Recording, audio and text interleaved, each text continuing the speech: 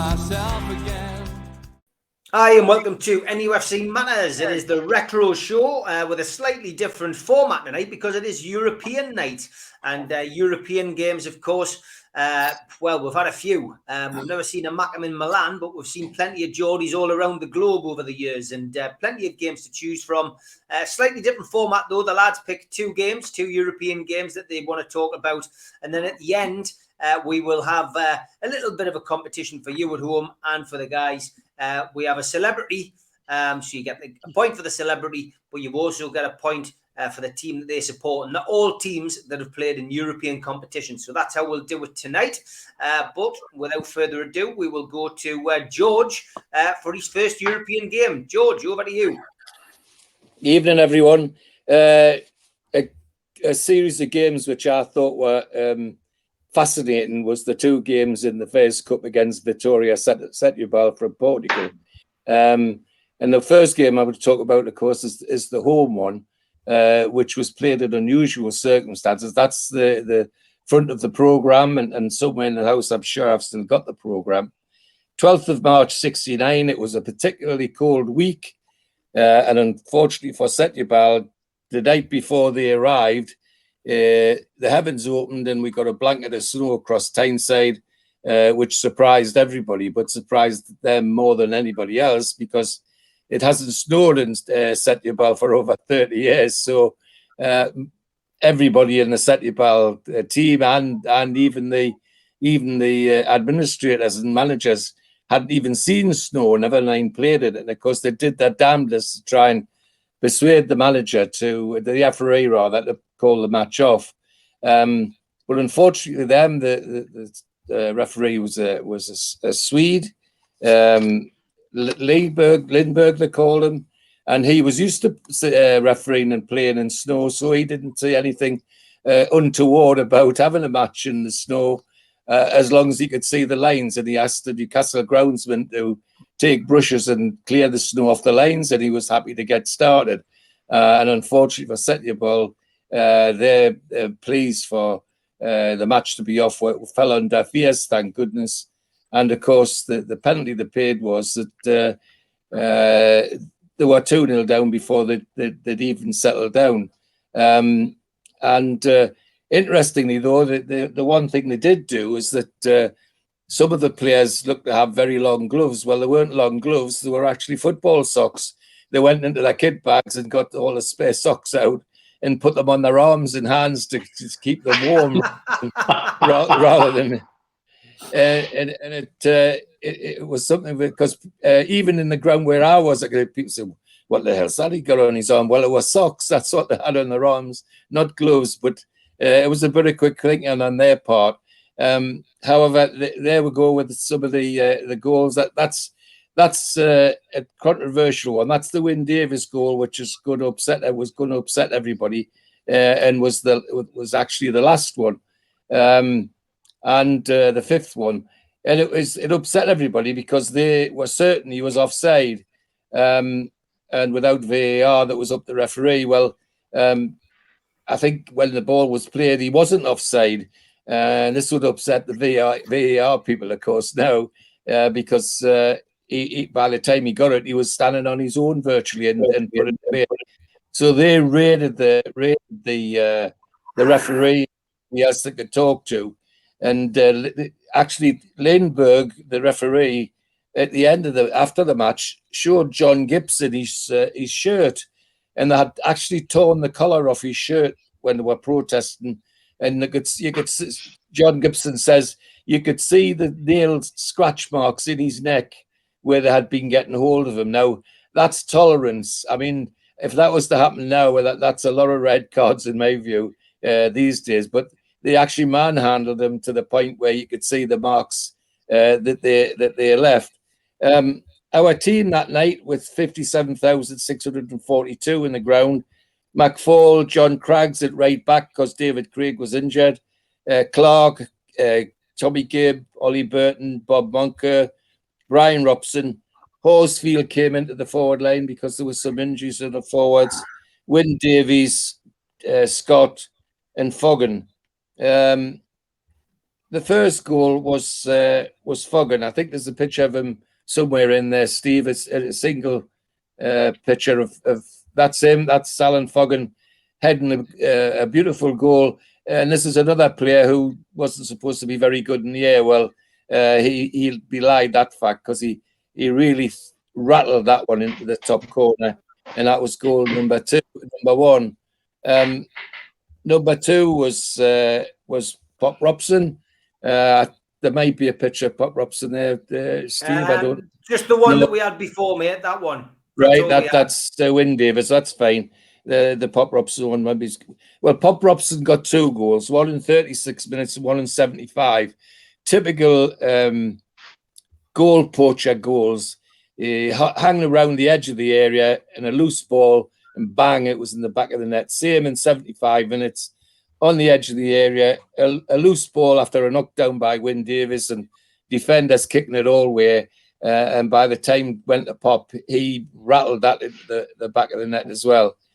So his goals were typical goal poachers. Win Davies, the one that you've seen, was the offside, so-called offside one, was the one that you've seen. And then the last one was Tommy Gibb, who, well, the word I think they use these days is rifled into the bottom corner from about 30 yards, and it never got above the height of the grass. It was in the corner before the goalkeeper could turn around. In between, one of their players, Joe R.C., who was their danger man, managed to get a consolation goal. But that by then, they were well and truly done. I mean, Setya Bell were no mugs. On the way to getting where... Thanks, Steve. Thank you for that. That's a reminder. That's the Setya Bell team at half-time. And you can see you can see, but you can see one of them at the left-hand side. They're trying to put the snow over the line where the ground staff have brushed the snow off the lines. Well, they're trying to put the snow back on to persuade the referee to even cancel it at half-time. But to no avail, that the Swedish referee was stronger than that, and he just carried on, and so didn't have it. You see our lads in the background getting ready to go and protest to say, hey, what are these doing? You know, they're actually trying to push the snow back over the lines. Well, it didn't pay off. It was too late. On the way to this to playing us, Vittoria Setúbal had beaten Linfield, Lyon of France, Florentino, who at the time were top of the Italian league, and in those 3 games had scored 17 goals. So there were no mugs in that. That wasn't their first time into Europe. But as I say, they set a stamp on things by the way they behaved and all the rest of it. One thing I'd say about the 3 games I mentioned, there was a fact that they had a reputation for lots of tricks and off-the-ball stuff in those matches. And I think that's something that Joe Harvey took note of when we went back to Setúbal. 5-1, it was a fantastic, very cold night. I could see why they didn't want to play, because it was, even watching it was perishing. My memory of it is that I didn't have a hat with me, and I put my scarf around me ears and over my head to protect us from the cold and the snow. And by the time I come to take it off, the snow was so frozen, it was like peeling a bandage off my head. It was awful, absolutely awful. So I can understand why they were upset, but nonetheless to no avail. And to many ways, we need a big thank you to a Swedish referee who had the bottle to stand up to them. So 5-1, that's my first memory. Thank you. Great stuff. You always paint the picture, and I've got to be honest, it feels the same temperature in my kitchen tonight. Can I just add something, Steve? Well, I would say both of the games are Setúbal.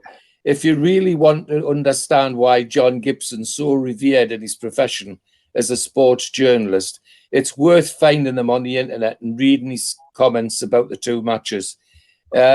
It's not just sporting prose, it's real prose. His description of where Setúbal is, nestling below the little mountain of this and between the Atlantic Ocean and that, absolute poetry.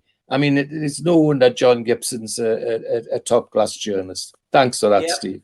Yeah, he's a national treasure, a Geordie treasure, Gibbo, and you can catch him on a Thursday night, of course, with Supermax. So always make sure you tune into that. Okay, Steve Wilkinson, fresh from his holidays and drinking in the Bruce, obviously commiserating with Steve losing his job quite clearly. Welcome back, mate. Welcome back. We're postponing it. You're that good. We're postponing the show when you're not on. Yeah, it's very good of you. It is. But on to your first Well, European. it was worth it while I was away because there was a big event happened. So Was maybe that what happened? Right. Well, just a footnote on the George's game. George, whereabouts in the ground were you? Did you say on that game? Set your ball. Oh, in the paddock. In the paddock. Oh, you're right. So were you getting snowed on? Yes, I was well in- and truly. I was in the East Stand. Like all the games at that time, they were apart. I think from Feyenoord, they were all ticket, and you weren't expecting it. Was as it March the 12th. You're not expecting the sort of weather we got then. So we had our tickets on sitting down on about the halfway line, and we left.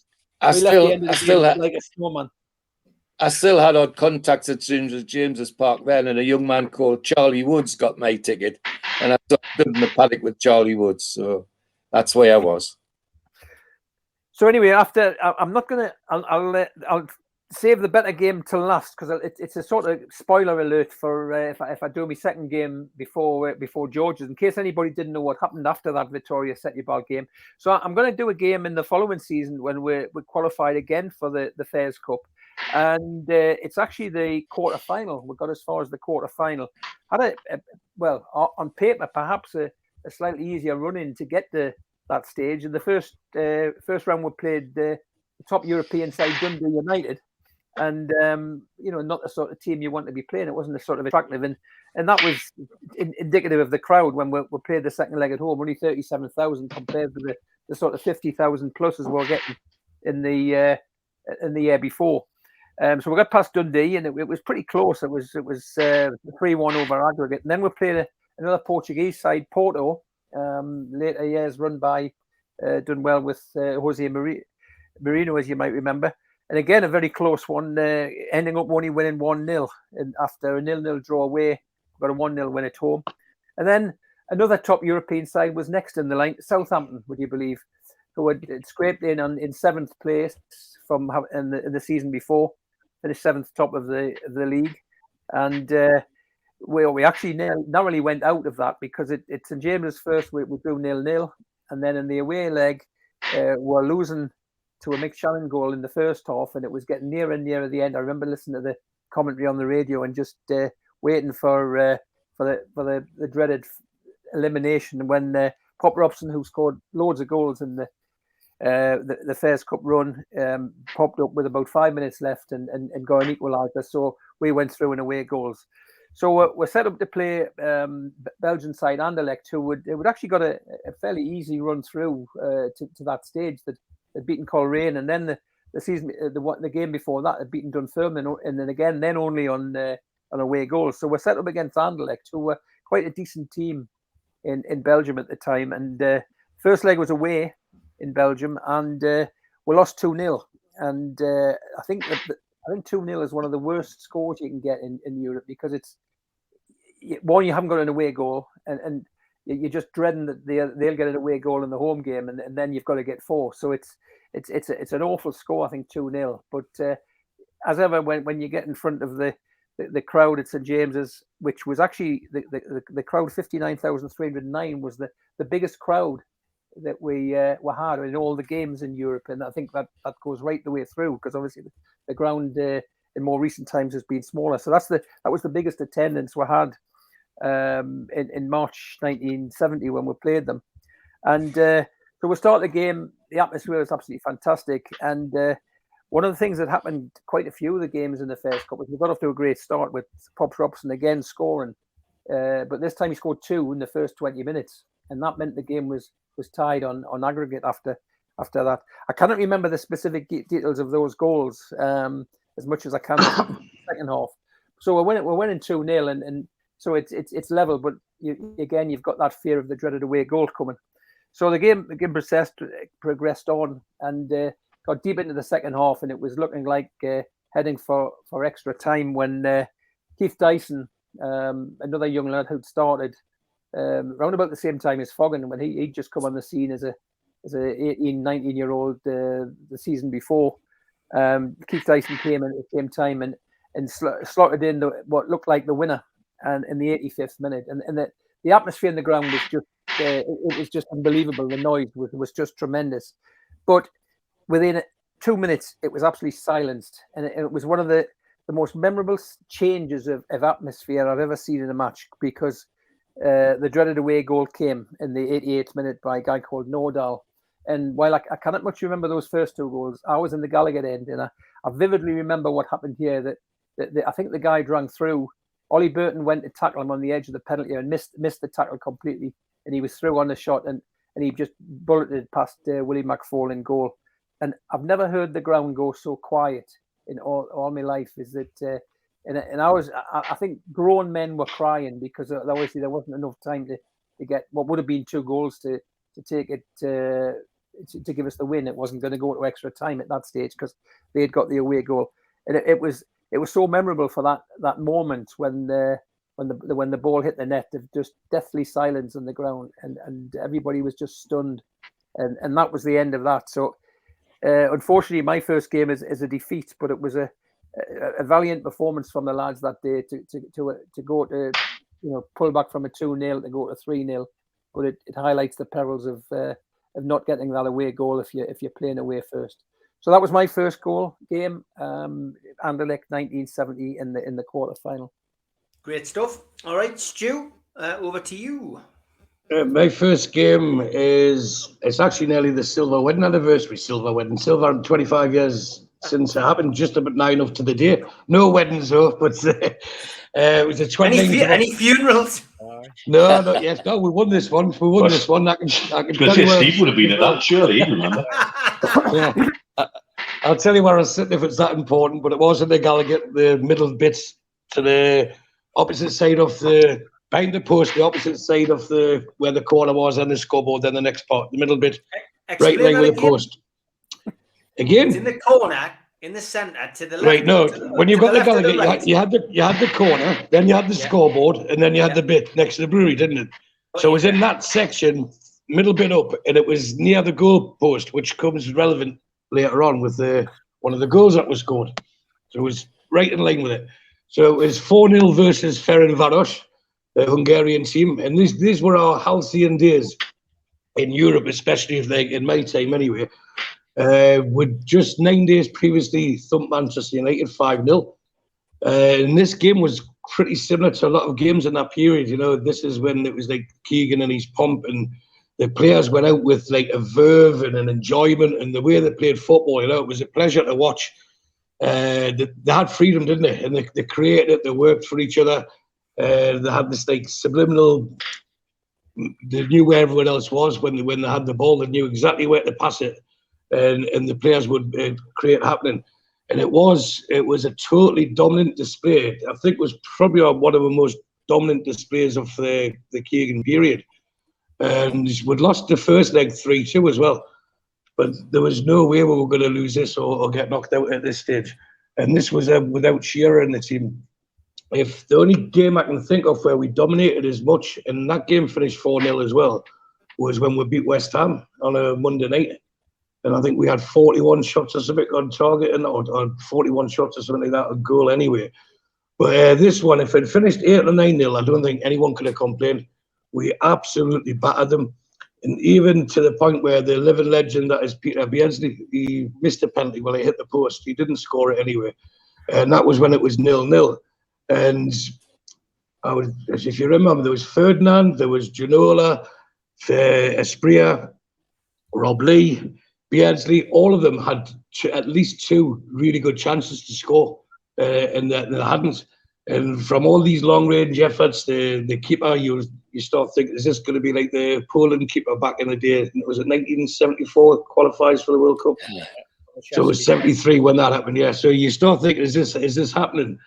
But then we actually scored from a corner where it was scrambled. It was like ping pong in the box, and Tino knocked it in. So that was just before half time. And you think, right, get another one. These will fall like the proverbial pack of cards, and they did.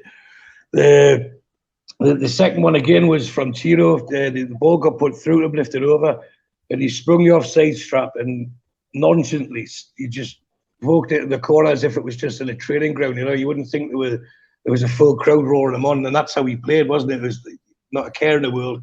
Right, I'll stick this one in, and he did. So that put us 2-0 up, and you start thinking, right, this is going to be the Tino show now.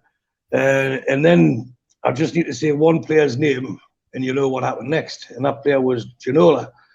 When he created, which I actually wrote this down, it was probably the most, or what if not the most, one of the most individual sublime bits of skill I've seen from a player playing for Newcastle, St James's. And that's when he was hovering around the edge of the box and the ball got cleared. And he controlled it, but then it's hard to explain how he flipped it over unless you were there, because he chipped it over the on-rushing defender. But it wasn't just a case of chipping it over; it's how he chipped it and controlled the chip at such tight quarters. It was more of like a straight up and down. It wasn't like arched, and it just totally outfoxed the defender. And then he's had about 2 or 3 long-range efforts previously. In this one, you won't see a volley connected as sweet as this in your life, and it just arrowed right at the top corner, which was to where the corner was, then the scoreboard was. So that's why, as I explained before, I was sitting right above it, and I was up as soon as it left his foot. It was similar to the Toyota goal against Arsenal. You just knew it was going to be a goal as soon as it went in, and I was up, and you know, it was one of those like I was there. I was moments when that happened, and we continued to batter them. That was the tie in one. Gillespie was again one of his outstanding mesmerising nights on the right, but he got withdrawn for Warren Barton, and Warren Barton did his very best Keith Gillespie impression or impersonation, because he skinned someone on the right wing right at the end, and he put this cross in that was just begging to be finished. Then their penalty box just opened up, as Moses had crossed it, and Les Ferdinand just slid in, bundled the ball into the empty net, and I think he was quite delighted because he had missed a couple of chances that you'd expect Sir Les to score, and that made it 4-0. So life was very good at that time, you know, and we know what's coming soon. So it was a fantastic game. The atmosphere was brilliant. Full house for a European night under the lights, and you know, we just thought this was going to go on and on forever. And that was my first game, the 4-0 with Ginola's goal. I thought it had to get mentioned, so I mentioned it. Great stuff, Stu. Fantastic. Okay, Steve Hasty, your first game? Right. Well, my first game was 1977, the one I picked, but the history of this goes back to the early 70s, and the reason will become apparent. You know, 71, 72, 73, you had the most amazing football that was being played in Holland by Ajax, and Ajax won the Champions League, or what was the European Cup, 71, 72, 73. You look at them, they go to the World Cup in 74. You had players like Rudy Krol, you had Harry Hahn, Wim Janssen, Neeskens, you had Van Hanegem, Rensenbrink, you had the 2 Van der Kerkhoffs, and you had the world's best player in Johan Cruyff. Cruyff went to Barcelona as a world record fee at the time, at the start of 74. And you're talking about a team that also had a player in called Johnny Rep.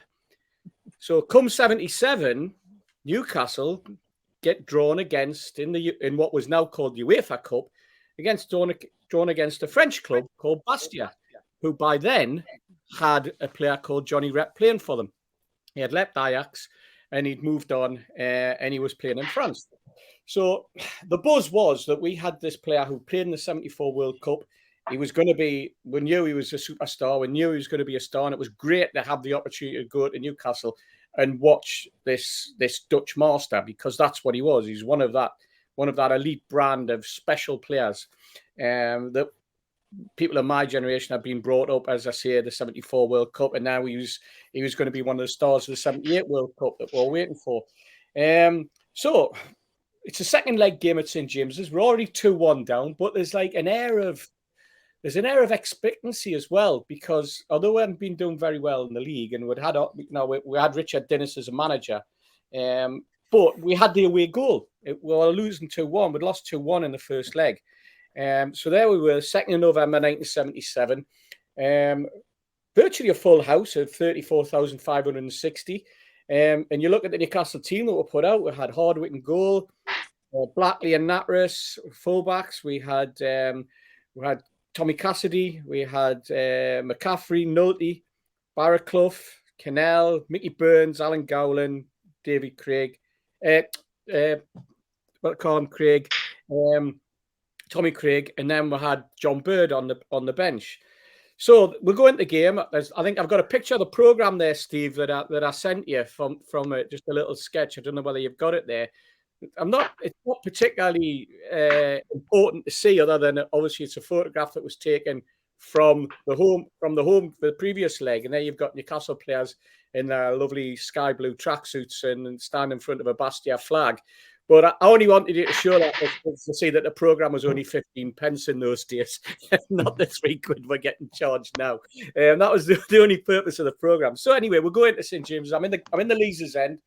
It's a cold night, and as I say, the expectation is you get a goal against these. We played okay over there, but we got a goal, and then it's all to play for. We're back to square level.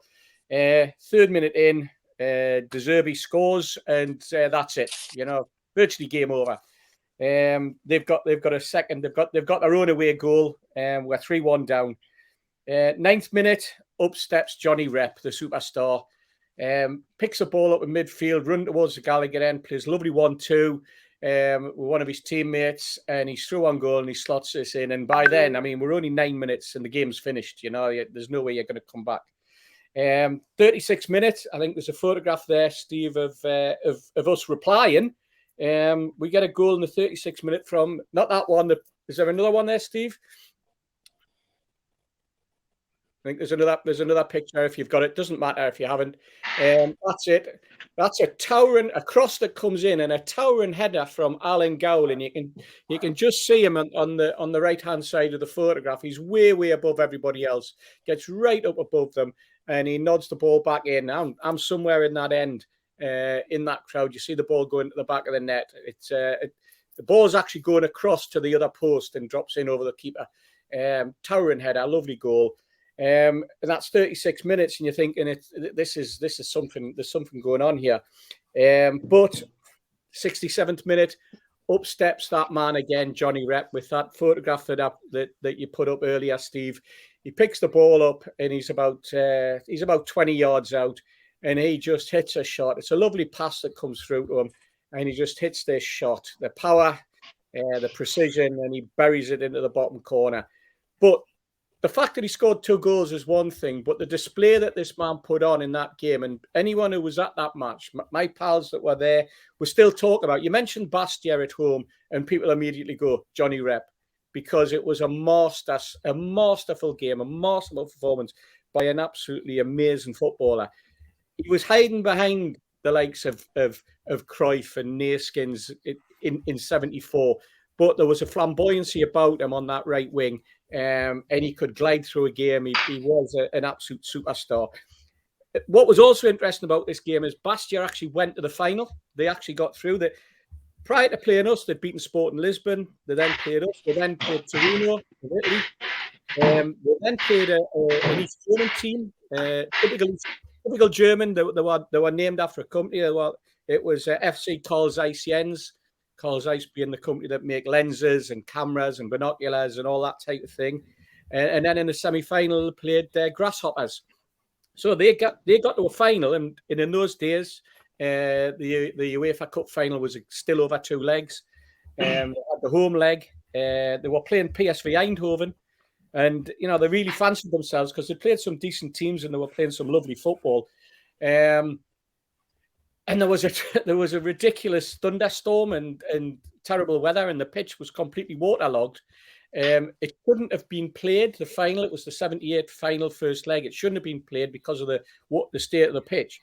But because it was so close to the World Cup, UEFA said that there wasn't the space to cancel it and rearrange that game and then play the second leg. So they had to play the game. It finished 0-0. They then went to Eindhoven. That was their big chance, that, getting a result at home, but 0-0 and no goals on a shocking pitch. They then went to the second leg, and they lost 3-0 at Eindhoven. And that was really the start of the breakup of what was a decent Bastia team.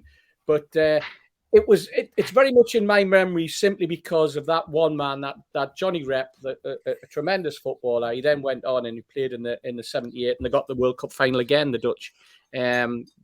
Great football. Typical Dutch, though, aren't they? There's always a problem somewhere down the line with them. And anyone who wants to read up about Johnny Rep, they'll find out that he had various issues, and I think when he eventually left Bastia and he went to Marseille, where he played with Michel Platini, and then he ended up going back and he played his football in Belgium.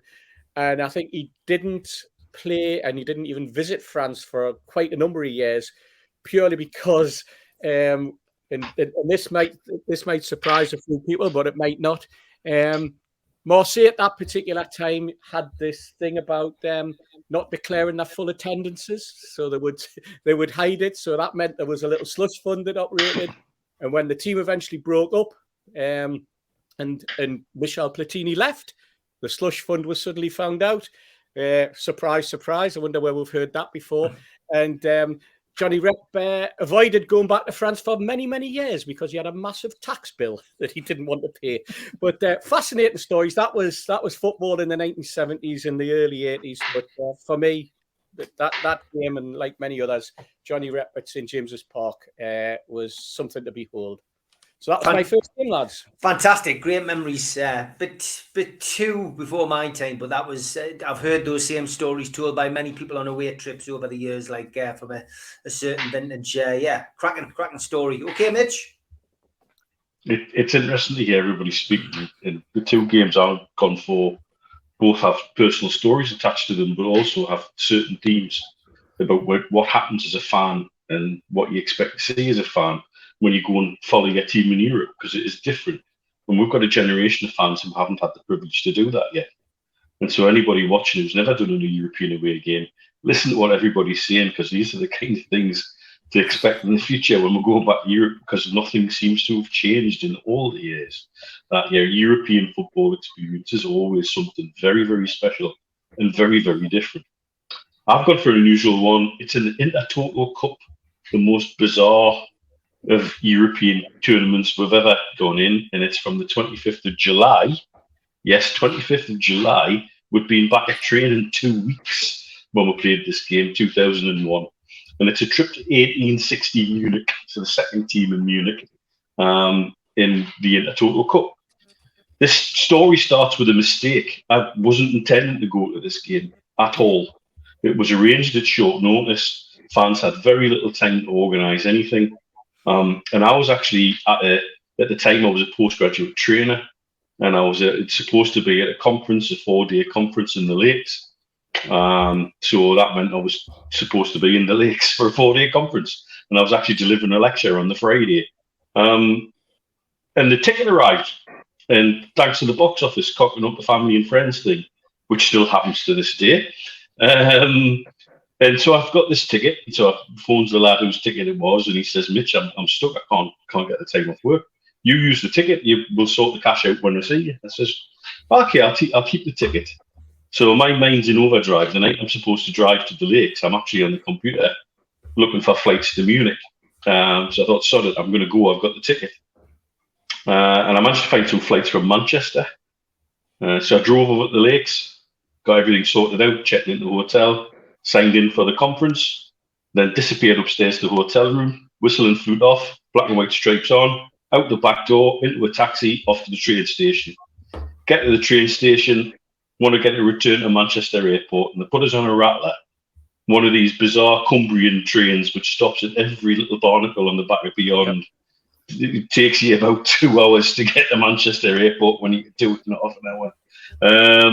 So eventually managed to get checked in, met two lads from the Isle of Man, of all places, in black and white shirts, flying on the same flight as me to Munich. The mates I had that were over there were on more official travel. So planes, trains and automobiles, KLM, City hopper flight into Munich, U-Bahn, out to the station. And I get this message from them: we found this cafe just outside the ground. It's great. They've got chips and they've got pretzels and they've got beer. I'm like, right, okay, rock up. So I get the old Olympic Stadium in Munich, which is a heck of a stadium, really. Even though it was old by then, it was still an impressive place to go because they shared that with Bayern Munich. And there was also a smaller ground, a training ground, next to the Olympic Stadium that they used to use too, but we were playing in the big one. And when you get there, it was like every cliche of German football fans you could imagine were lurking around the ground, you know, with sort of cut-off denim waistcoats with, you know, Iron Maiden patches on the back and scorpions blaring out of the PA system. They've all got dubious mullets and scarves tied around their wrists, and it's like I've just walked into a different world. Yeah. Get to the cafe where the lads are, and they're all having a beer and a bag of chips. Now, what the lads didn't do that I do is, and what some of you guys know, is I speak a bit of German, more than a little bit actually. And it was quite patent. One thing that they hadn't factored in: the cafe was serving alcohol-free beer. So they were having a whale of a time on their 0% beer, which is interesting, the power of the mind over the power of the body, because I'm quite sure a couple of them were pissed. But that's another matter. Drag them away from the stall, get across to a beer hall, which was genuinely just a short walk away, thank God. By which time the PA system in the ground had turned to Europop and blinking Village People. It was just genuinely like a caricature of everything German you can imagine. And by the time we get into the ground, and I think the ground there was only about 15,000, 16,000 in. I think the official stats were there was 300 Geordies there. I think there was quite a few more because a few lads who lived in Europe had come over, and the tickets were just on general sale, so you could buy them and go wherever you wanted. But I remember Steve Harper's face coming out of the tunnel for warm-up, just as YMCA is blaring out with a PA, looking at his face like, what the hell is this? You know, it was quite surreal. And you got to remember this, we were 2 weeks into pre-season. This was the weird time of the Intertoto games. In 1860, he'd already played another game before us. It's just ridiculous, really. And so the game kicked off, got off to a great start, 11 minutes, Novi Solano, 1-2 with Gary Speedy, and then went past four people and dinked it into the corner over the keeper. I'm sure Nobby describes that as his best goal ever for Newcastle United. And it was a corker. It was an absolute beauty. If you can find it on YouTube, go and have a look at it. It's a sweet, sweet goal. Then it was sort of a little bit, well, let's just say it was nasty. We had a weak referee who was chased from one side of the pitch by most of the players.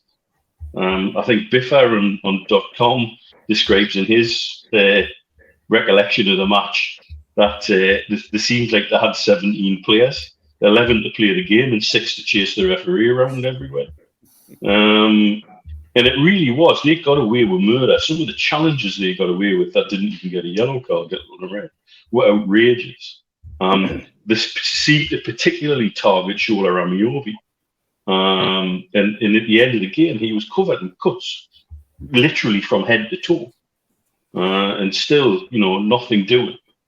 Second half continued in the same vein. Bellamy then got into the box and was tripped. Solano made it 2-0 from the spot.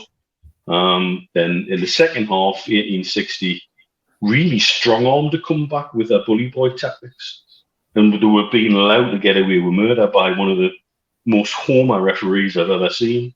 They got one back after 56 and made it 2-2 on 67.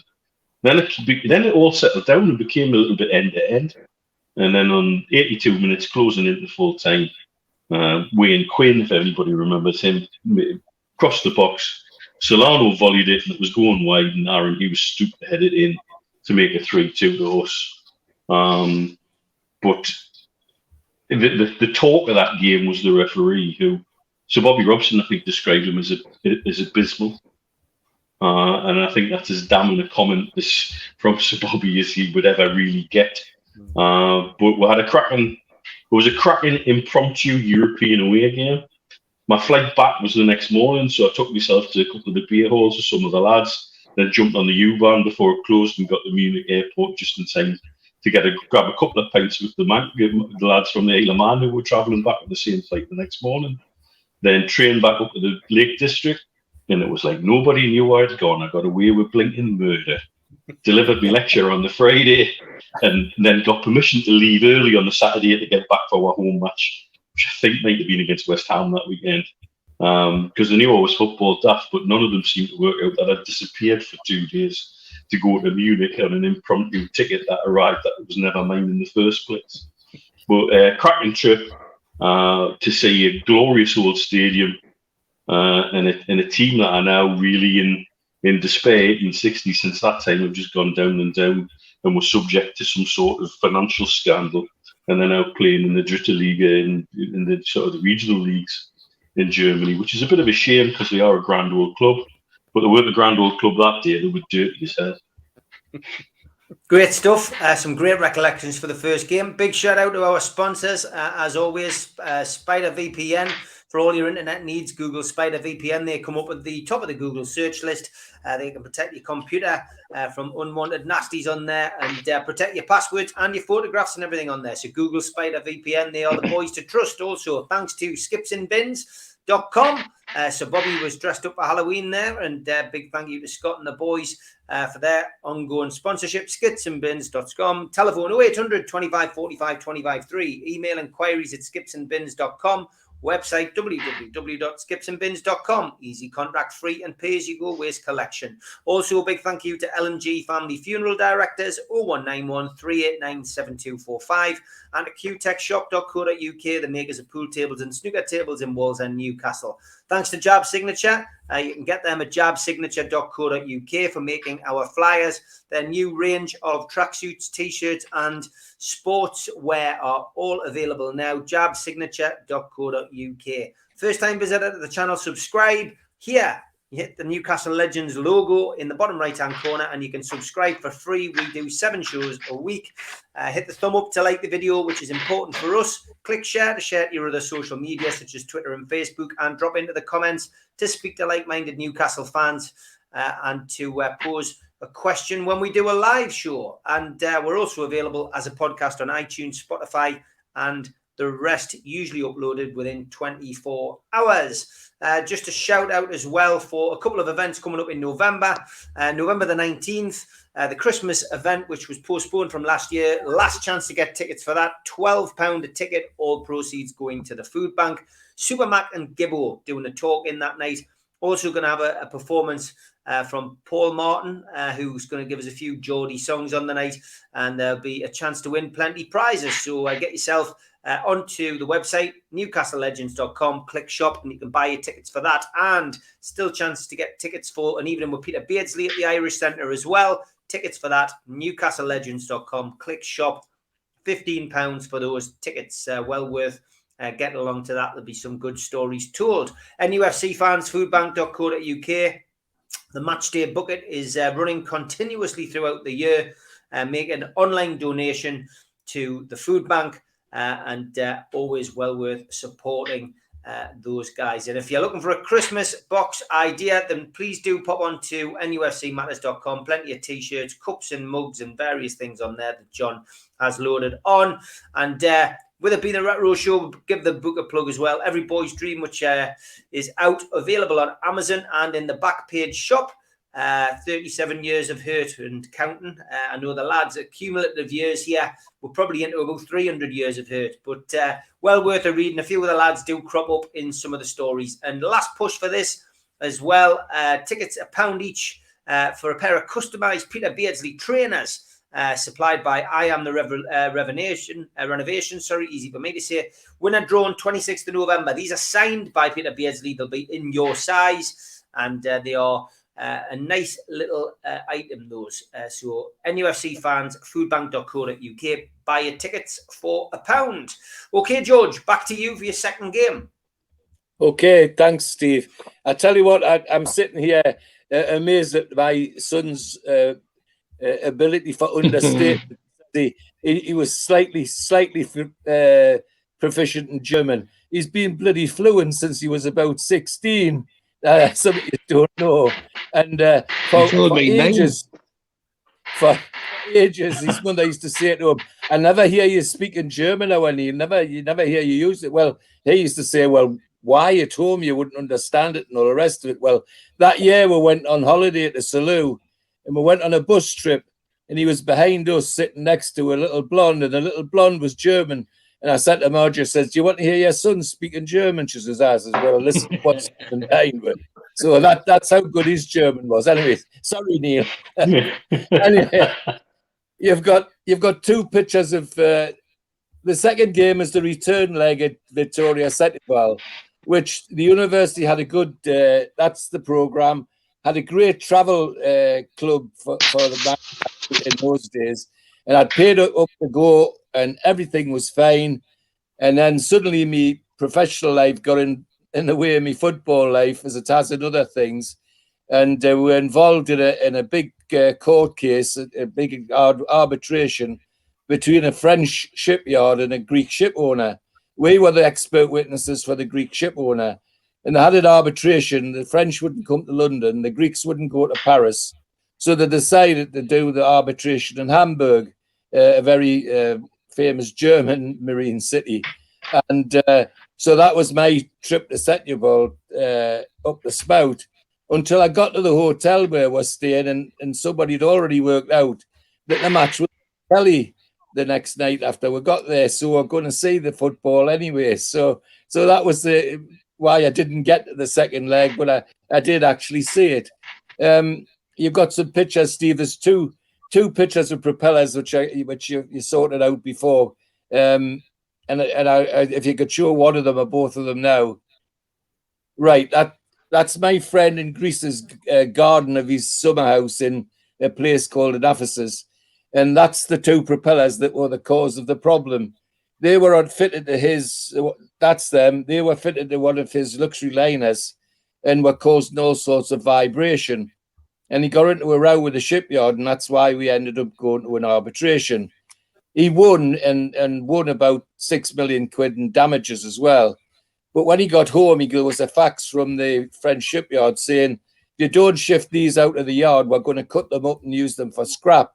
So he got a low loader to go into the shipyard and pick the two propellers up and bring them all the way back to Ephesus in Greece. And he mounted them on, there was plinths in his garden in the stand there as a remembrance to anybody who knows anything about it. And particularly touching for me, having been involved. So that's Theodore Contis's beautiful garden and his summer house. So that's why I didn't get to the match.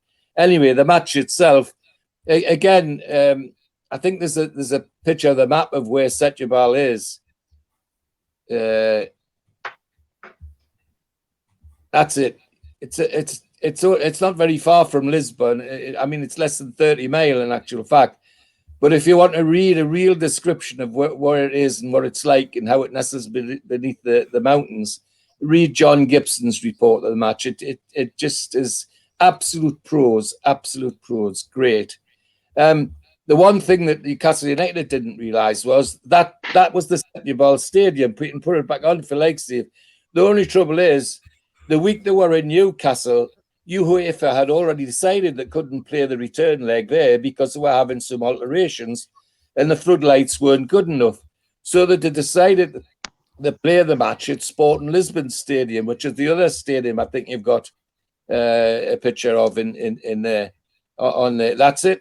That's where they went instead of their own stadium. And of course, it was a big surprise to Newcastle because they didn't learn about it until just before they left to go to Portugal. And it was particularly the nasty tricks that Setúbal were playing. And another piece out of John Gibson's report was he describes watching the build-up in that stadium and noticing that there was a guy with his son playing football on the touchline. And the guy was a former Setúbal retired goalkeeper. And it was his 6-year-old son he's playing with. And the name of the 6-year-old son, Jose Mourinho, would you believe? It is before there with his father before the match kicked off. And these are the things that you get out of John Gibson, and I'm absolutely fascinated with that. Anyway, the game kicked off, but it was all the other paraphernalia that went. every time anything significant happened, the pitch was invaded by clowns. There was a cornered band playing every time there was a stoppage. And every time there was a goal or anything significant, there was two guys on motorbikes rode around the pitch with huge flags, and the band started playing again, and the clowns all came out, all designed, of course, to distract Newcastle United in an attempt to overcome Setúbal. They had a reputation, as I said, from the first match of being strong-arming with people at home, and they attempted that with us. But Joe Harvey had an ace up his sleeve, and the ace was called John McNamee. They were poking everybody, Wyn Davis, off the ball, on the ball, Pop Robson, all getting sly kicks. But it was noticeable that they only tried it once with John McNamee, and that was the end of that. They then went back to normal order, and there was the nastiness started to calm down, because anybody got anywhere near John McNamee, they were getting a nice thump in the middle of their back with his finger and all that sort of thing. And so the match went on 3-1. There was a crowd of 50-odd thousand, because in their own stadiums only 30 to 34,000 in the allowed in that stadium. But as I say, it's all the side things which are memorable for the match. The goals were not so memorable. A couple of them were mistakes by us, really. The one goal that we did get was Wyn Davis, of course, towering header, and then everybody having to put up with the kicks and the digs, and as I say, until John McNamee started to sort things out. A memorable trip for those that could go. Memorable trip for me, because I watched it all in a Hamburg hotel, and at the end of a very successful arbitration case. So everybody in the party was already having a celebration that we'd won the tribunal, and managed to get Theodore Contis' company a nice big payout of several £1 million. And as I say, it's another example of how my professional life gets in the way of my football life, or vice versa. But sometimes it can be most enjoyable, and that was a particularly enjoyable one. So that's my second memory. I don't know if I've used all the pictures, have I, Steve? I think I have. I have this one. I think it was the internal of the stadium, was it? Inside the stadium, yes, that's right. Lovely and this stadium. one. And that was the outcome. That was the end of all of that, was when we actually won the trophy that year. So, and there they are, the Fairs Cup heroes, as far as I'm concerned. So that's my second memory. Great stuff. Okay, Steve, on to you. Right. Well, having heard that George now tells us that we get through to the semi-final after beating Setúbal. It was a famous game against Rangers, which I'm not going to cover, but it meant that having beaten Rangers, we got onto the final, and I think probably everybody knows a lot about the final. But I've had the pleasure of being there at St James's on the night, which was at the back end of May, 29th of May. It was. I think George mentioned that game against Setúbal quarter final was in the middle of March, towards the end of March, actually, by the time the second leg got played. So the season was running on, and the actual main season had finished by the time the final was played. In fact, we played the second leg of Rangers after the final league game of the season, and they came thick and fast, the games, because we played Rangers in the second leg on I think it was the 21st of May, and we played the second leg of the semi-final in Rangers. And a week later, a week and a bit later, on the Thursday night, we played Ujpestoza in the final, team from Hungary. Now, Hungary is not a very fashionable country now, but in those days they had quite a decent reputation. They'd been in the World Cup in 1966, had some decent players, and prior to that they'd been quite a force. And they'd done well, and they'd beaten Leeds, who were the holders of the Fairs Cup at that time, in the quarter-final. And were something that there was a lot of concerns as how we'd do against them, being sort of rookies to the European game, as we were. But once again, a massive crowd in, another 59,000 plus crowd in. We used to get our tickets. We had a bit of a fiddle with me dad getting tickets. That I'm sure we weren't the only ones to do this. Probably loads of people did it. But in those days, if you organised a bus, the club would give you 50 plus tickets for the bus, and so that's what my dad did. Him and his mates at the post office where he worked, they organised the bus, got the 50 tickets from the bus, and then you cancel the bus, so you don't need the bus. So there must have been, I don't know how many times that single bus was filled, but there must have been loads of people, and we did that for nearly every round. So we managed to get tickets quite easily for the games. We actually chose to go on the Leazes end. Somebody said it was a little bit quieter and a bit more space at the back corner of the Leazes end, more towards the popular side. So that was where we were for the final. And the game actually was covered live on television, which was quite a rare thing, and probably possibly one of the first, if ever, of Newcastle games, apart from maybe cup finals in the 50s and so, which George will remember. But only the second half. There used to be a program called Sports Night with Coleman that used to come on a Thursday night, hosted by David Coleman, the old BBC commentator and broadcaster. And so the second half of the match, the game came on half time, and they put the second half of the game on live. And and actually, if you look at the footage, there's quite a lot of footage of that big game, particularly almost the whole match.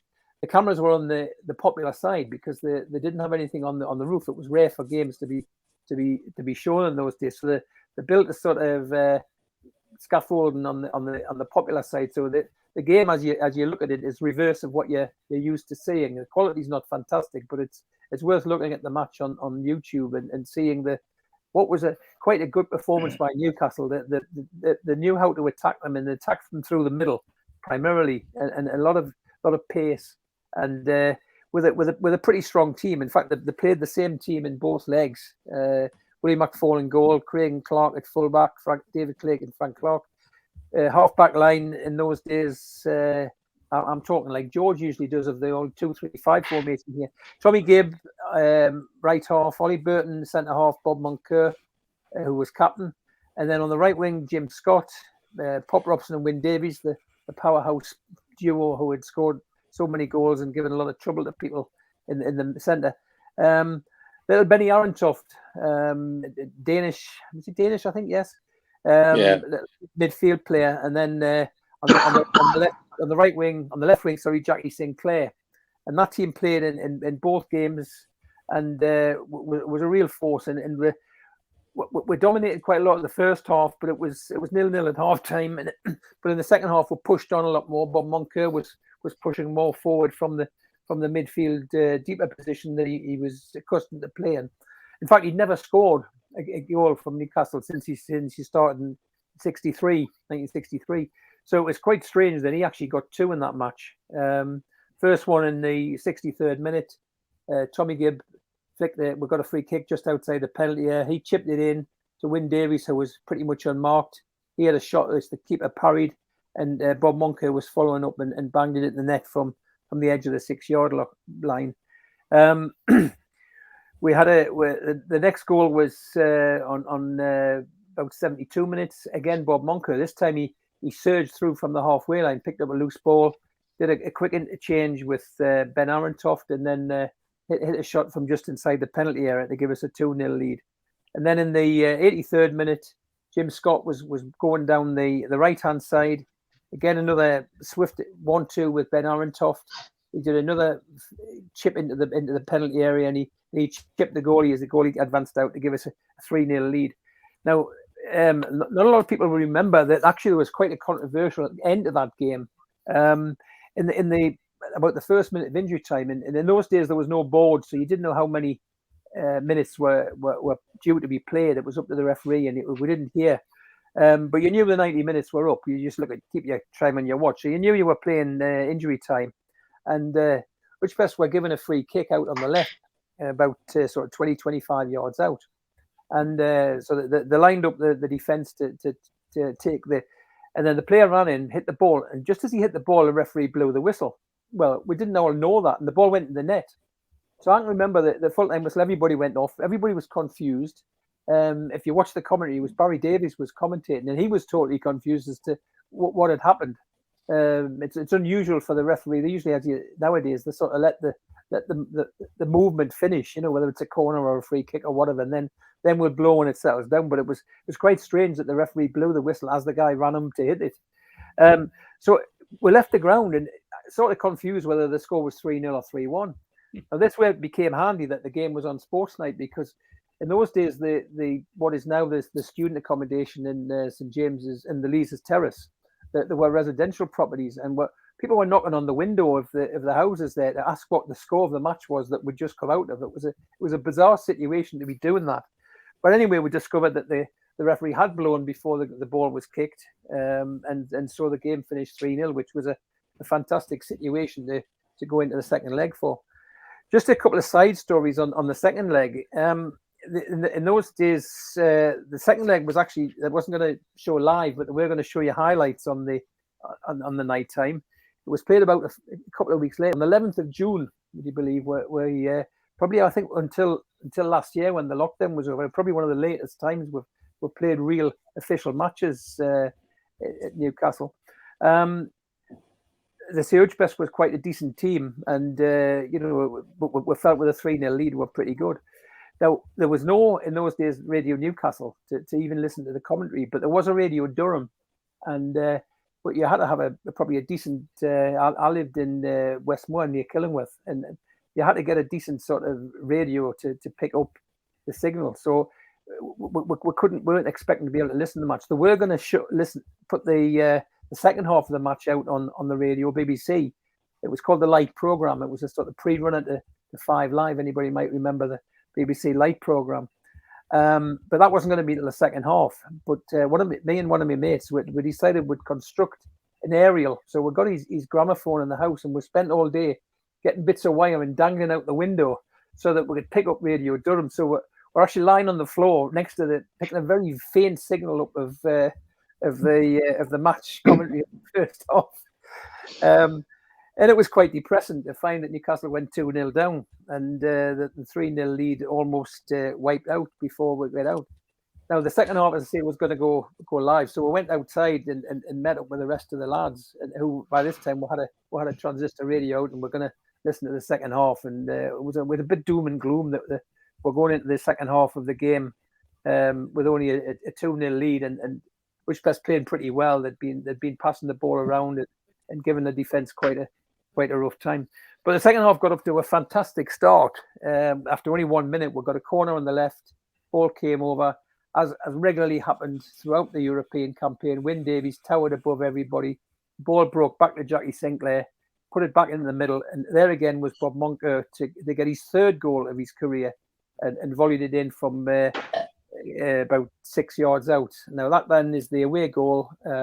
Everybody can relax then, and the rest, as you know, went on, and we ended up winning the game 3-2 because we scored another goal from Ben Arentoft, and then Alan Foggin, who came on as sub. He was sub in both games, and he scored the final one in the I think about the quarter of an hour from the end. So we won the game 3-2.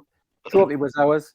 The following day, it was a mad thing when they flew back into Newcastle. That I think the players themselves couldn't believe it. Again, if you look at sort of John Gibson's reports in the Chronicle about the events of how amazed the players were to get off the plane at the airport with thousands of people at the airport, thousands of people lining the trip into the ground. They were going to go to St James's and parade the trophy in front of the fans at the edge of on the stand.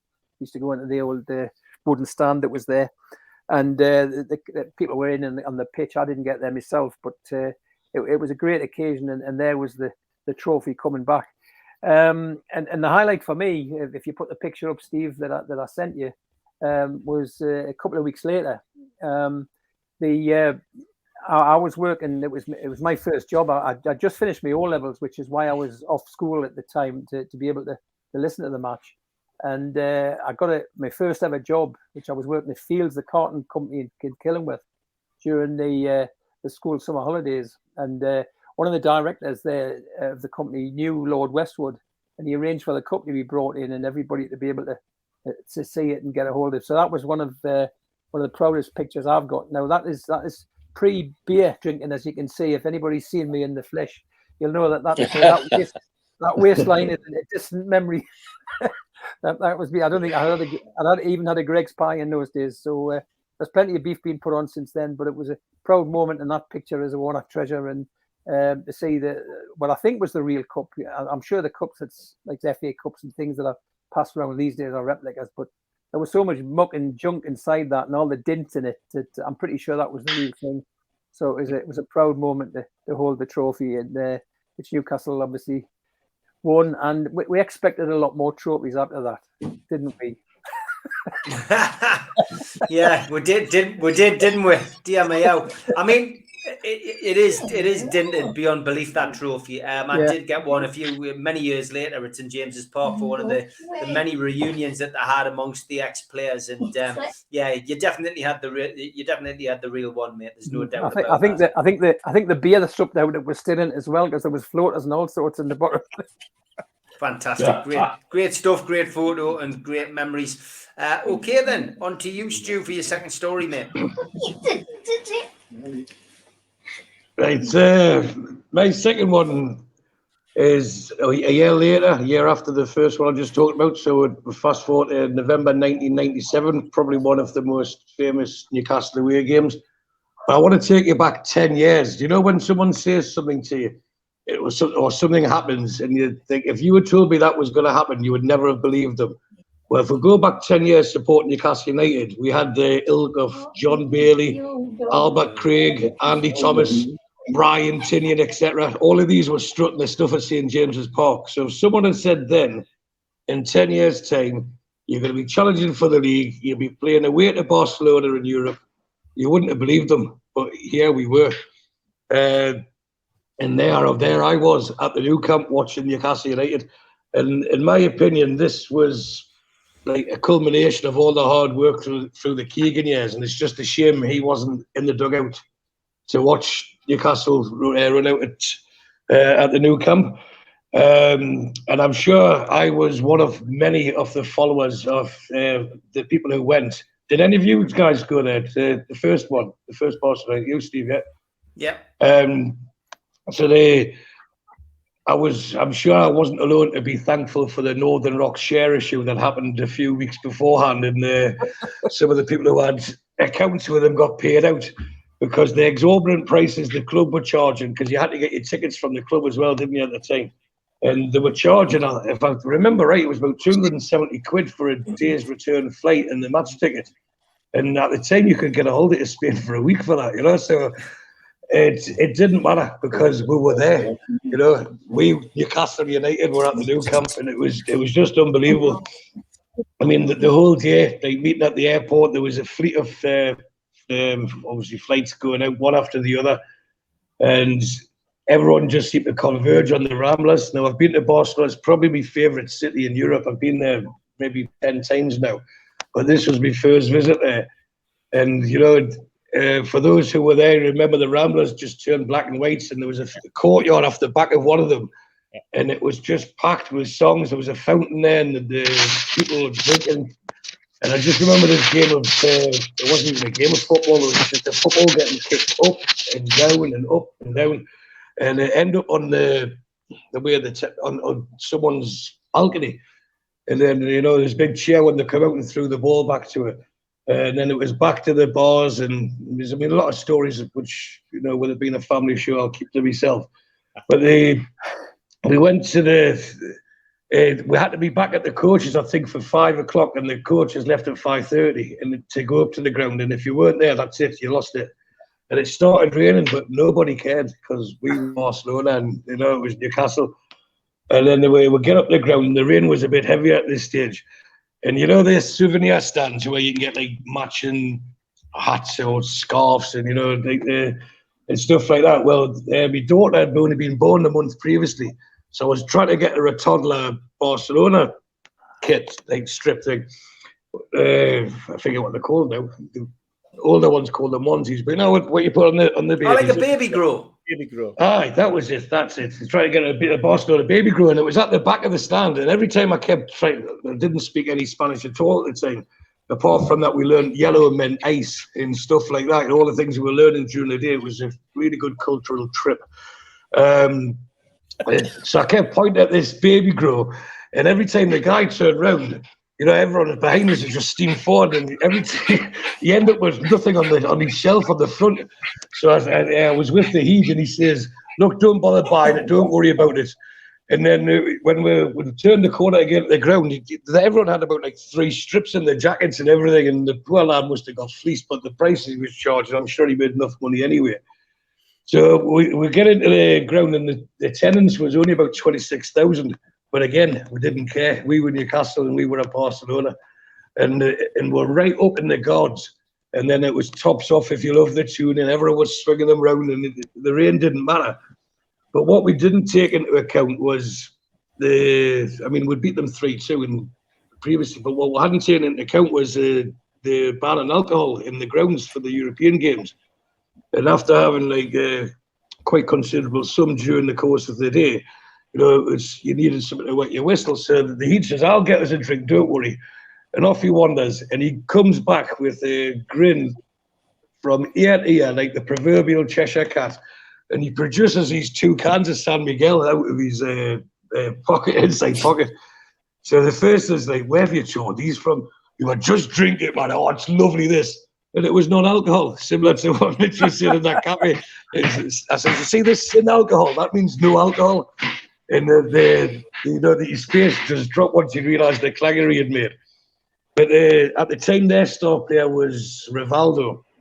And the captain for that game was a guy by the name of Josep Guardiola, who became quite popular. He is quite a very good coach. Not as good as our centre-half at the time, Darren Peacock. Darren Peacock, who was at Lancaster. He didn't reach the height in Lancashire as Guardiola did. But the one thing I think everyone who was there knew that we weren't going to get beat, but was just to say knew that we would get beat, because there was no Gillespie for that game, there was no Rob Lee, there was no Warren Barton, there was no Tino. We were decimated by injuries and suspensions, so we didn't really expect anything, but just to say that we were there. And it's something John from Q Tech could do. He could run a T-shirt saying, "I was there when Des Hamilton played at the Nou Camp," and there was 3,000 Newcastle fans that were there that can say the very same thing. So we got beat. Then they had to get back to the airport, etc. And again, some flights were left on time, but there was a load of us left in the lounge. There was about 4 flights that got delayed for 3 or 4 hours, and the vending machines were empty, and everyone was getting ratty, and it seemed like every 10 seconds, but I'm sure it was every 5 minutes, there was an announcement in Spanish, the bing bong, atención, atención, and off they go. No one knew what they were saying, but then you get the odd person, "Oh, it's delayed till this time, it's delayed till that time." And every time you heard this bing bong, there was just this collective groan. And this is probably one of the funniest things I've had at all the away games I went to. Again, we're about 3 o'clock in the morning, and you hear bing bong, "Attention, attention," and tune, blah, blah, blah. Someone had got onto the microphone and started doing it. So from everyone in a slum by being really, really tired and dejected and hungover, or getting to the stage hungover, the place started bouncing again, and they very quickly got us found the planes that they were waiting for, and ushered us back to Newcastle, where we arrived back about 6 in the morning, and it was a nice freezing, crisp morning, the end of November. But it was a fantastic trip, courtesy of Northern Rock, I suppose. But for everyone who went, I'm sure they'll look and say I was there.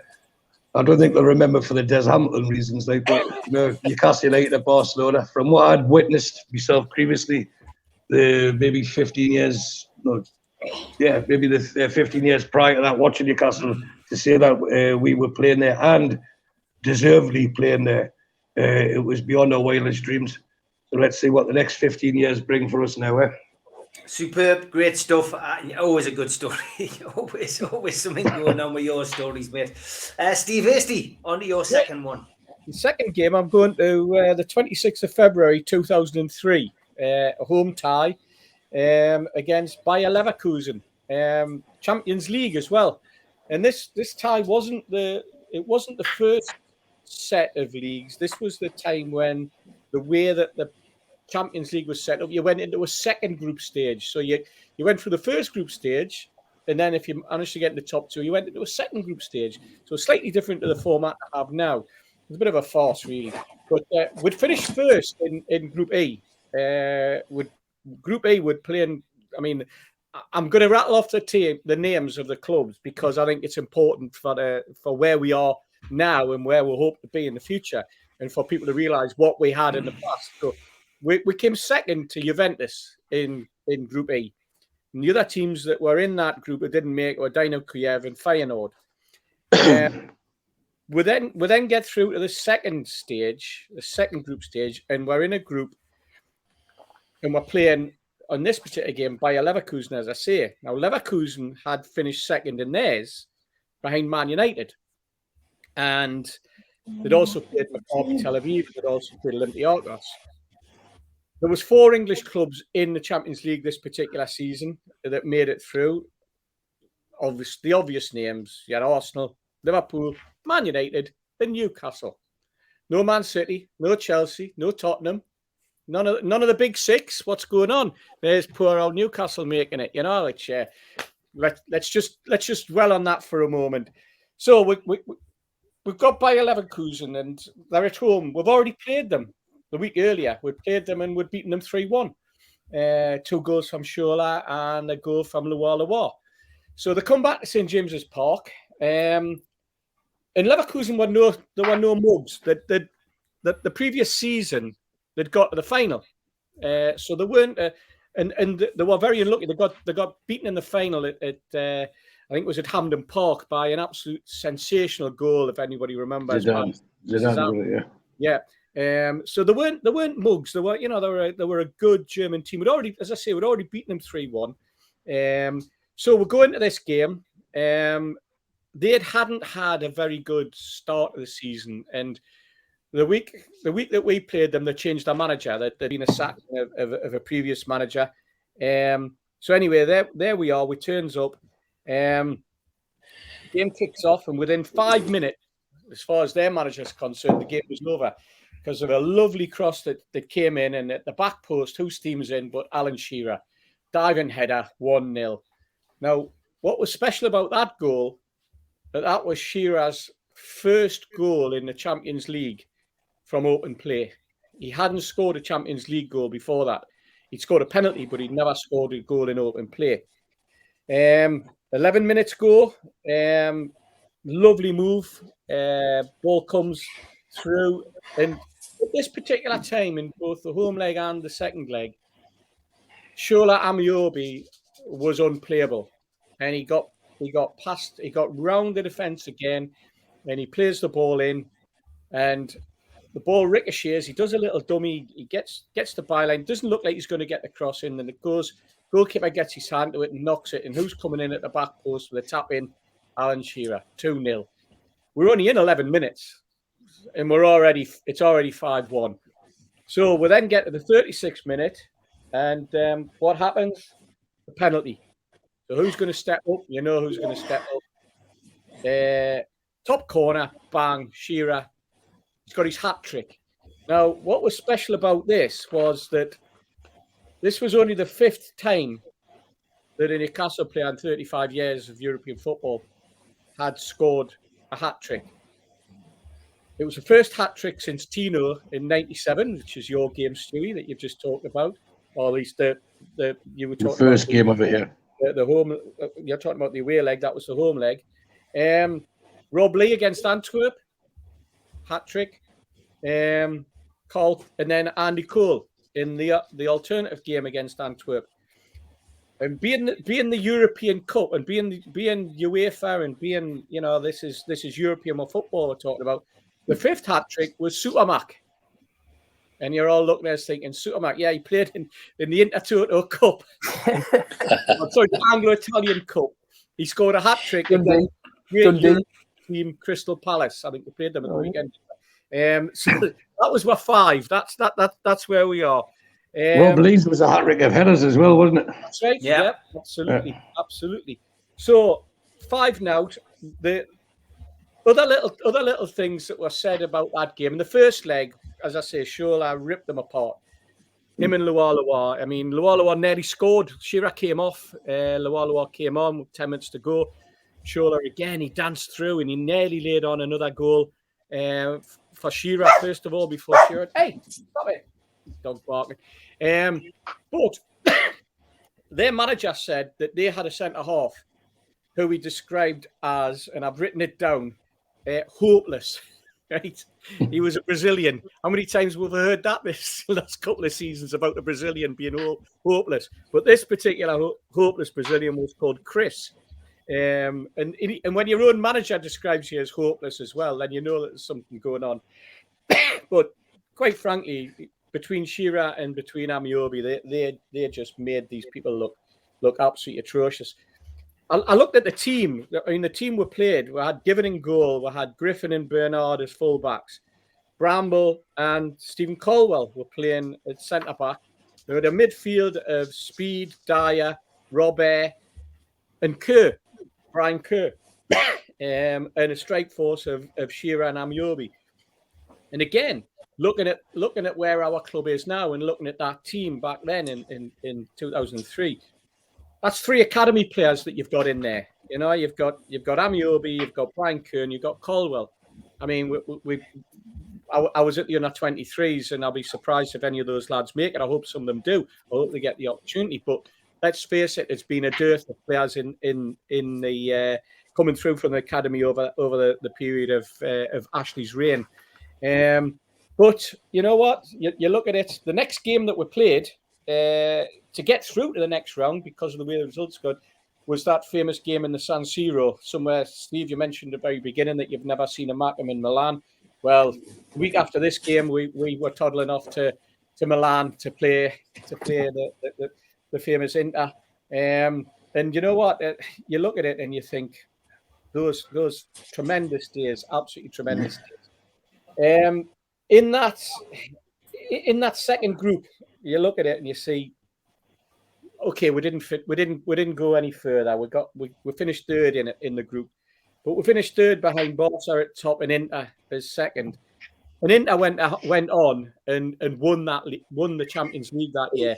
I mean, the quarterfinals, you had Real Madrid, Man United, Ajax played Milan, Inter played Valencia, and you had Juve playing Barca. The semi-final, because Real beat Man United, they played Juventus, who had been successful against Barcelona. And then the 2 Milan teams played, Inter and AC. In the semi-finals, Milan, they went through. Juve, 0-0, probably one of the worst Champions League finals of modern time. A 0-0 draw. It went to penalties. Shevchenko scored 3-2. It was at Old Trafford. But you know what? The fact that Newcastle United were in with these clubs, we're in with Ajax, we're in with Inter, we're in Valencia, Juve, Barca, Real.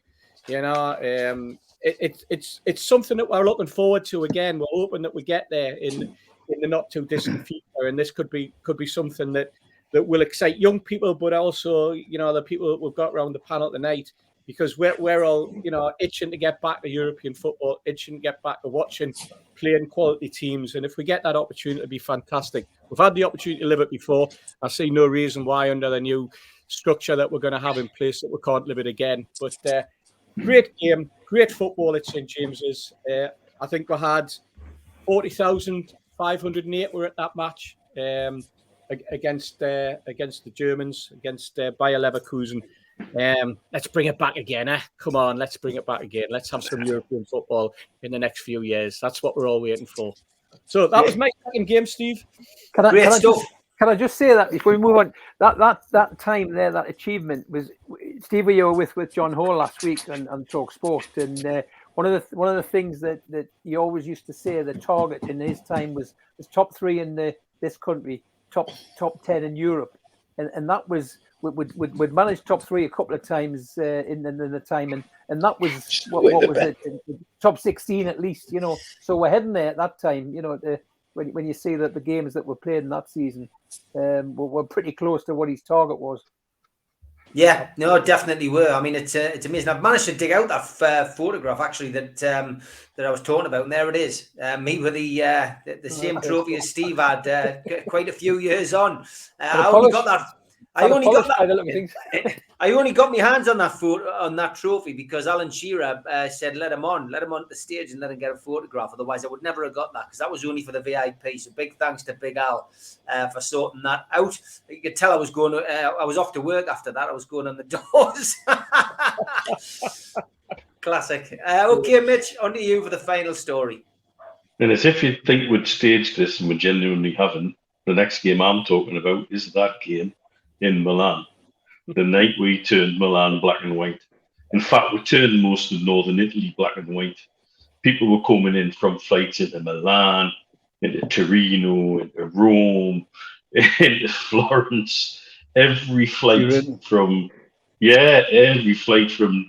the UK into the northern part of Italy was full of black and whites.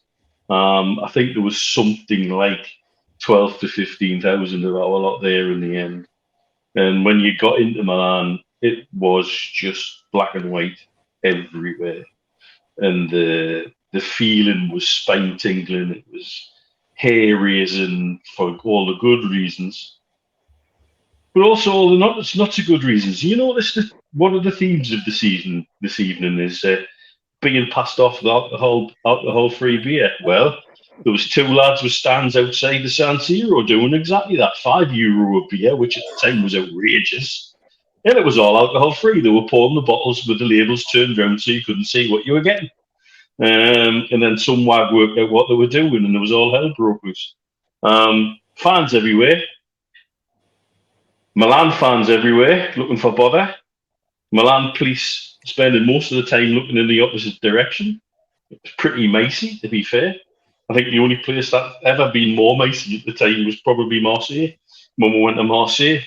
And then when you get into the ground, the first thing to notice was the netting that was up that stopped things coming out towards the pitch.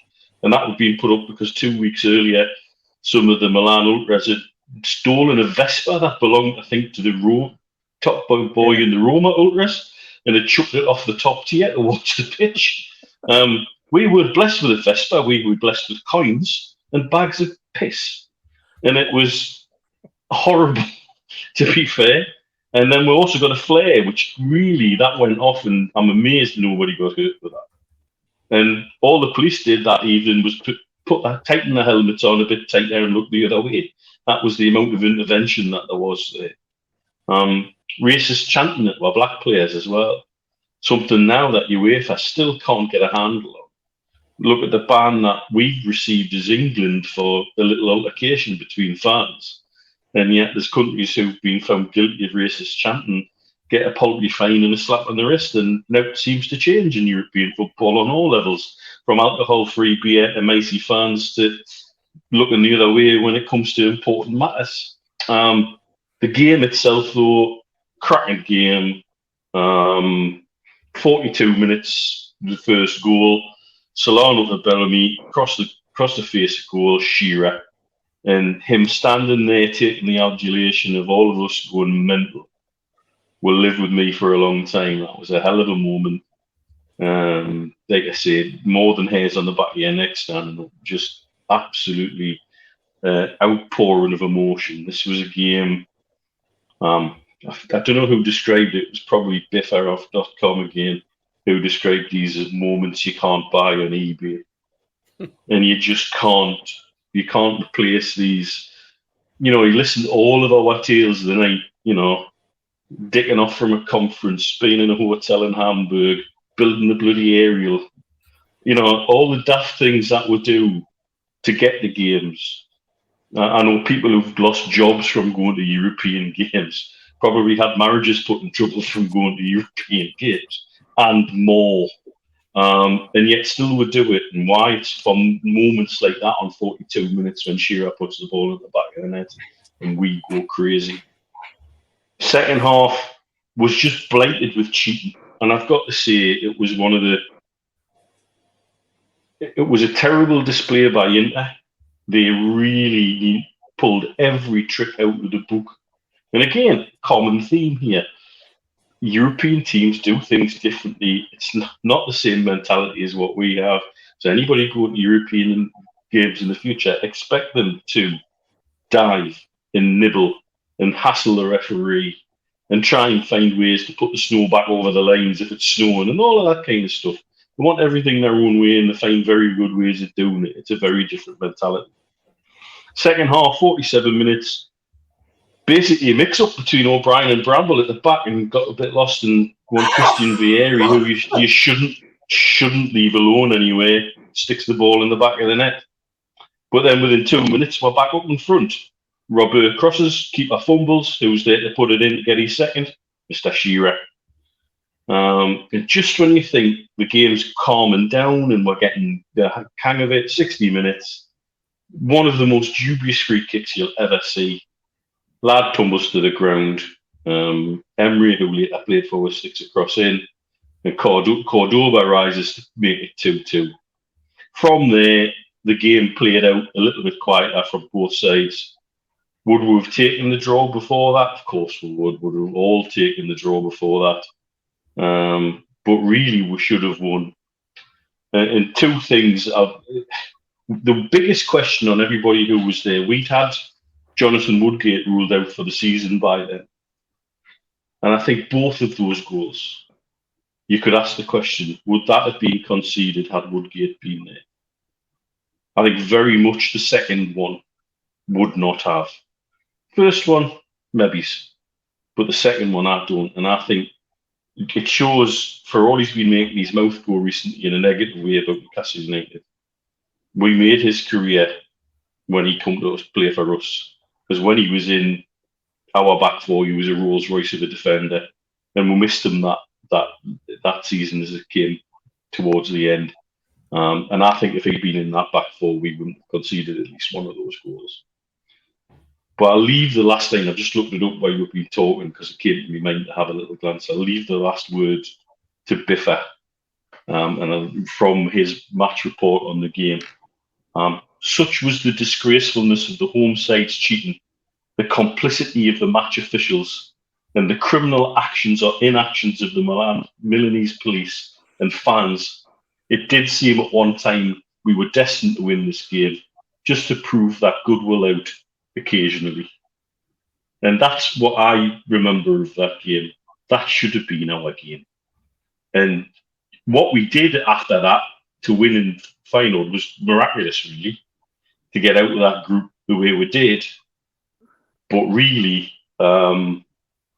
we shouldn't have needed that because that game should have been ours. But Milan that night was ours. And there wasn't a hint of red and white there, and there never will be. But there might be black and white there.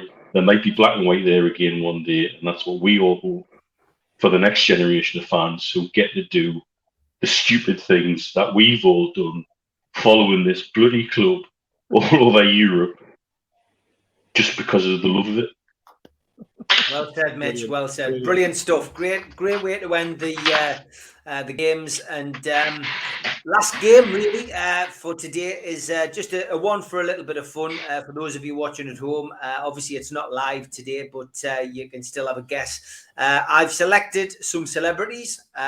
You get a point for the celebrities, lads, and you also get a point if you can guess the team that they support. So here we go. Who's that? That's Spike Lee, yes. Spike Lee, that's correct. And what European team does he support? Oh, God. Madrid? No, it's not Madrid. Is he an Arsenal lad? Not an Arsenal fan?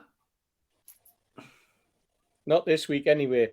Go on, I'll get Steve. I'll let you have. Go on, Steve. I'll let you have a guess. No, I was going to say, is it something ridiculous like Maccabi Tel Aviv? It's not. Steve, Steve Wilkinson. Well, What I'll do, I'll give you each a chance to guess. All 'cause right. it's, Well, it is great. Go on, Steve Wilkinson. Can we get a clue that it's English or not? No. I'm not giving don't. any clues out. All mate. right. Okay. I'll aim something on the blue on his glasses to suggest it's Chelsea. No, it's not Chelsea. Okay, Stu, stop googling. I'm on my phone, aren't I? I've got the show on my phone. I was actually looking at the horse racing results. All right. Go on, then. Pick one out. Pick one out. Who does he support? Spike Lee's American. Who would he support? It's. I would have to guess the London club, but it seems to me we're doing a European night. I don't know. PSG. Nah, Juventus. Okay, so you got the celeb, but you didn't get the team. Okay, next one. Name the celebrity. A boxer of some sort, is he? Yeah.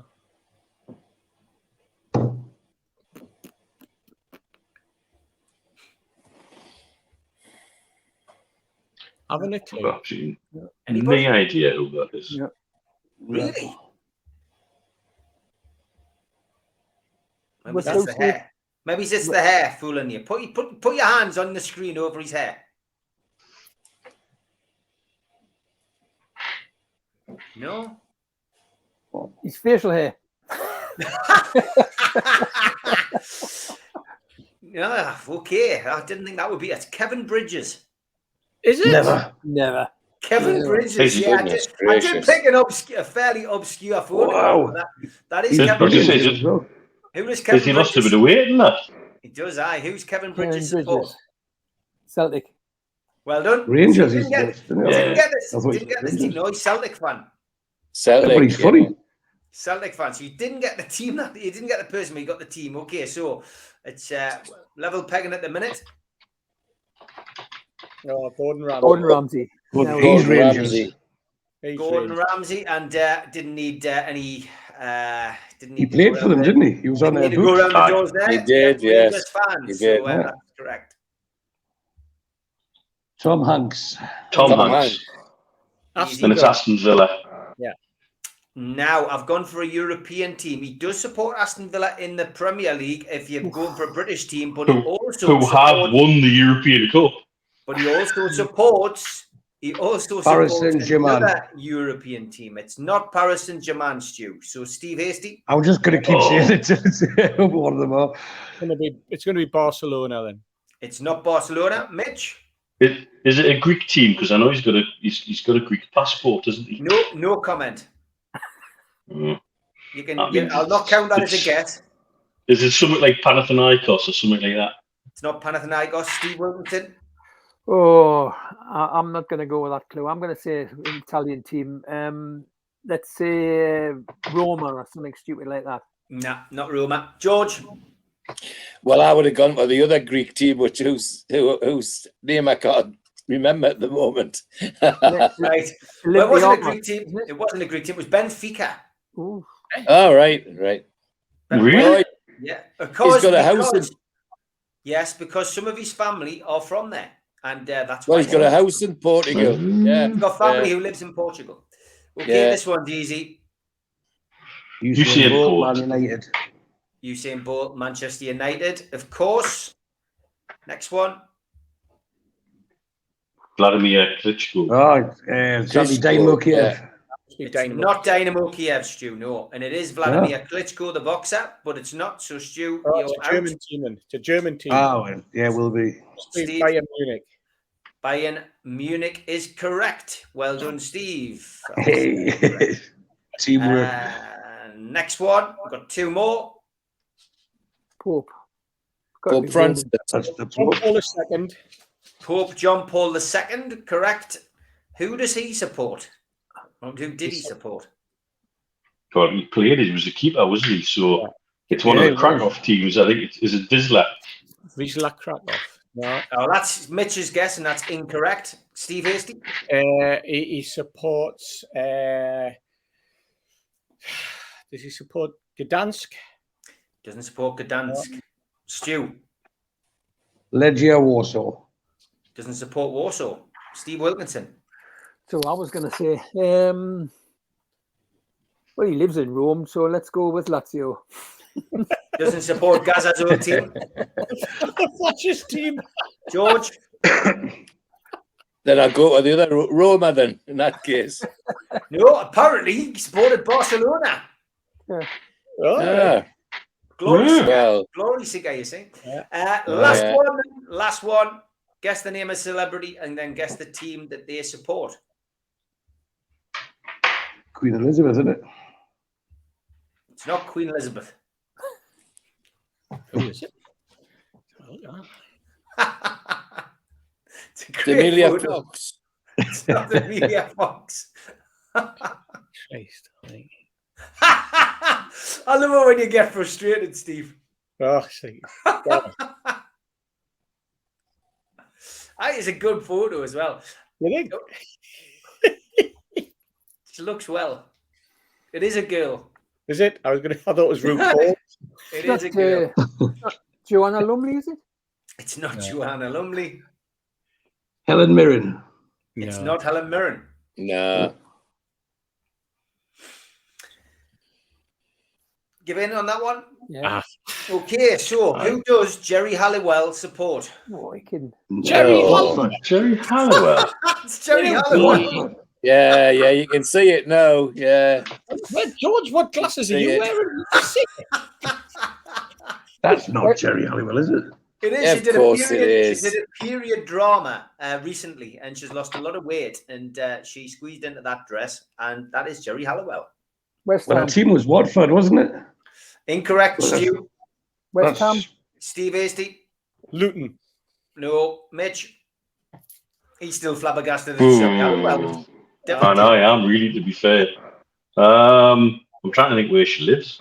Well, it She's must not be Red Bull Salzburg. Watford. She's from Watford, so that's why I guess then. Well, she's from Watford, but is it somebody like Galatasaray or something like that? It's not. Steve Wilkinson. Well, it's got to be English team. So obscure London team. Tottenham. Obscure No. London team. George.